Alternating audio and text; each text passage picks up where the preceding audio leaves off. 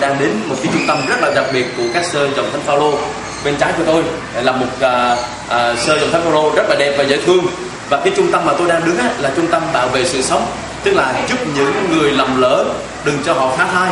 Và các chị em đã sanh ra, và tất cả những đứa con mà xung quanh tôi đây, quý vị nhìn thấy những đứa bé như thế này là hoàn toàn không có cha và không có mẹ, bởi vì mẹ sinh ra và các sơ dòng Thánh Phaolô mang đem về đó để mà nuôi.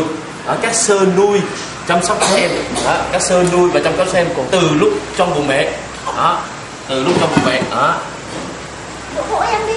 Đó, từ lúc trong bụng mẹ, đó. Và quý vị thấy các em từ lúc trong bụng mẹ cho đến bây giờ là hoàn toàn hồng ân của các sơ, và Thiên Chúa ban cho các sơ một cách rất là đặc biệt. Hồng ân của Chúa ban cho các sơ rất là đặc biệt, đó. Đó, thấy chưa? Đứa bé này nó nghe quay phim chụp hình mà nó cũng phải thức dậy nữa đó, quý vị thấy không? Đó, và đứa nào cũng chổng khu lên trời như vậy kiểu này á, hoặc là chổng đít lên trời, quý vị thấy không? Nó nằm kiểu mới này. Đó, các sơ nuôi luôn luôn chổng đít lên trời. Đó, quý vị thấy không? Các sơ nuôi kiểu mới đó. Đó, chỉ có đứa này thôi, đứa này đặc biệt là nó nằm sấp đàng hoàng đó. Đó, mà đứa nào cũng chổng đít lên trời hết. Và quý vị thấy này, đây là hoàn cảnh rất là đặc biệt, tức là các em này nhỏ hơn các em hồi nãy nữa. Thưa sơ có thể giới thiệu đây là bao nhiêu ngày? 20 ngày. 20 ngày này quý vị. Tức là thưa sơ tất cả các đứa bé này á là hoàn toàn hiện nay á là coi như là không biết cha mẹ là ai không? Đối với các em. Dạ có mẹ. Có mẹ. Bởi vì mình nuôi bầu mà. Mình nuôi bầu. Dạ vâng, cho nên khi cháu sinh ra một cái là mình mang về đây ngay tức khắc. Dạ. Là không nhận. Thì tức là mẹ không nhận. Quý vị thấy không? Sơ đang nói là mẹ không nhận cho nên các sơ phải nhận. Thưa sơ còn em bé này tất cả đều giống nhau. là bao nhiêu ngày đây sơ? Là em này 1 tháng rưỡi. 1 tháng rưỡi. Em kia mới sinh nó mới tiếng từ 2 giờ đêm. Quý vị này, quý vị thấy em này đặc biệt là quý vị, em này rất là đặc biệt. Em này mới sinh ra vào 2 giờ đêm, tức là 2 giờ sáng hôm nay, tức là mới cách đây khoảng chừng mấy tiếng thôi, chưa được ngày 22. chưa được 1 ngày. Quý vị thấy không? Em này chưa được một ngày nữa, quý vị thấy không? Quý vị thấy không? Rất là đẹp và dễ thương, mà không nhìn thấy được cha và mẹ. Các sơ nuôi từ trong bào thai, các chị em sinh ra và các chị em cho các sơ, tức là các chị em không nhận. Và cái điều quan trọng nhất là các sơ cứu được những mạng sống, cho nên tạ ơn Thiên Chúa vô cùng. Đó. Còn như hoàn cảnh đây là sao sơ? Em bé này bao nhiêu ngày? Em này thì bây giờ là 5 tháng tuổi. Em này 5 tháng rồi quý vị, 5 tháng này, quá dễ thương không? Đó. Đó, 5 tháng. con bé này á, 5 tháng rưỡi. Đứa bé này 5 tháng rưỡi rồi quý vị, rất là đẹp dễ thương không? 5 tháng rưỡi. Còn đứa bé này mấy tháng? cái này có 3 tháng. 3 tháng này quý vị, 3 tháng. Rồi đứa bé này mấy tháng? 3 tháng. Đứa bé này này. Dạ, nó phải cặp lại. Đứa bé này cũng 3 tháng quý vị này thấy. Đứa bé này 3 tháng mà mùi cô cha mùi cô mẹ, tức là đây là trung tâm bảo vệ sự sống, tức là giúp những chị em đừng có phá thai. Đó, và các sơ đã cứu được mạng sống, cho nên tạ ơn Thiên Chúa vô cùng. Quý vị cũng là có cha và có mẹ, tôi cũng có cha và có mẹ, mỗi người chúng ta được một mạng sống. Thì nếu mà chúng ta cứu được một mạng sống như thế này là lớn, to lớn trước mặt Thiên Chúa lắm. Đó, cho nên Thiên Chúa dạy chúng ta rằng các con hãy yêu thương nhau là vì chỗ đó. Đó, quý vị thấy các em bé rất là dễ thương. Và hoàn cảnh các em bé như thế này sao? Em này thì khi mà mẹ nó bị não thì nhỏ nó mất ở nhà thương Minh Truyền đây. Dạ. Rồi thì đưa về đây không biết bao nhiêu tuổi ra. Là từ biết từ khi cháu về đây là 23 tháng 5 dạ. năm 23 tháng 12 năm 2005. Tức là em bị não. Não cũng thủy, não cũng thủy trong đầu á. Nước trong đầu quý vị thấy không? Rất là tội nghiệp. Tổn thương nặng con đã đưa đi mổ rồi, nhưng mà cái phục hồi của nó chậm. Quý vị thấy các em bé này dễ thương không quý vị? Rất là đẹp, quá đẹp, quá dễ thương. Còn đẹp hơn cha nữa. Quý vị nhìn sơ kìa, quý vị nhìn sơ này, đẹp hơn cha nữa, sơ có tin không? Các sơ này giỏi lắm đó quý vị, dòng Thánh Phaolô đó là thiên thần của Chúa không á.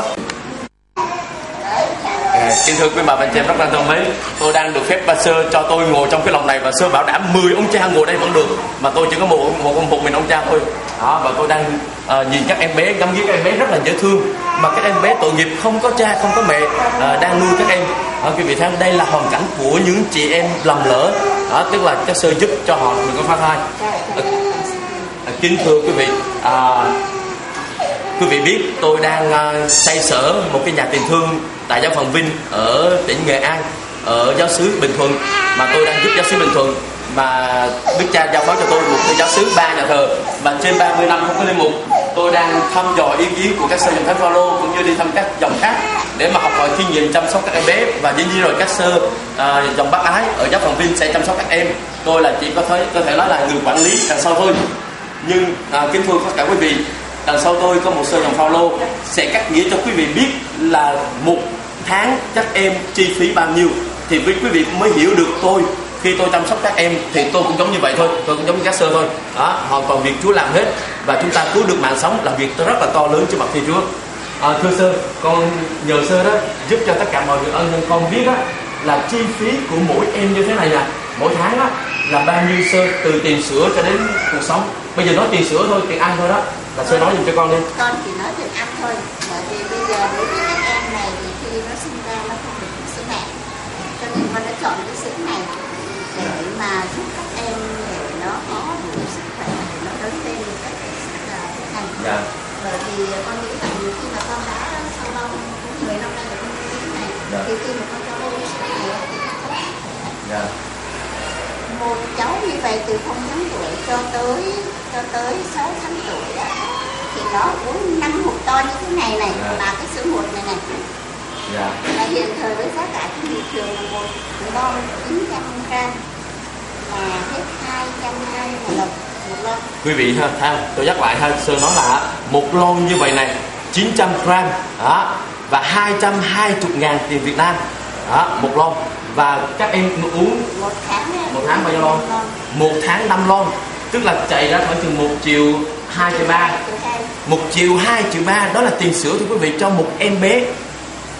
Nhưng mà con nói trong cái thời điểm này thôi nhá. Dạ, đúng rồi. Lên, bây giờ sữa lên rồi thì con không biết. Quý vị thấy, và sơ nói là sữa đang lên, tức là có thể là 1,5 triệu, cũng có thể có cái gì 1,5 triệu một tháng cho một em bé. Thì quý vị thấy các sơ dòng Thánh Phaolô nuôi các em bé của các chị em làm đỡ rất là kỹ lưỡng và cẩn thận. Đây là trung tâm bảo vệ sự sống, tức là giữ vững mạng sống của một kiếp người, tức là Thiên Chúa ban cho chúng ta mỗi một con người đó đều có cái phẩm giá con người riêng. Và quý vị thấy các em này rất là dễ thương, ai cũng đẹp hết đó.